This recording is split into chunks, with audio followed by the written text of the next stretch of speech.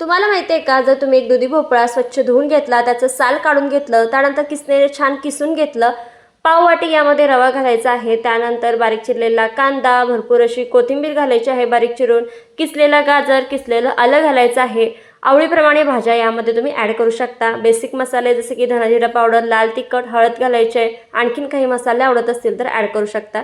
चवीपुरतं मीठ, हिंग आणि ओवा घातलेला आहे. त्यानंतर 1 वाटी ज्वारीचं पीठ लागेल तसं यामध्ये ॲड करायचं आहे. सुरुवातीला चांगलं असं मिक्स करून घ्यायचं. त्यानंतर थोडं थोडं लागेल तसं यामध्ये पाणी ॲड करत जायचं आणि हे पहा अशा पद्धतीने त्याचं बॅटर तयार करून घ्यायचं आहे. त्यानंतर तवा इथे चांगला असा गरम करायचा, त्याला छान असं तेल लावून घ्यायचं आणि हे बॅटर त्यावर पसरून द्यायचं आहे. वाटल्यास तुम्ही थोडंसं झाकण वरून देऊ शकता.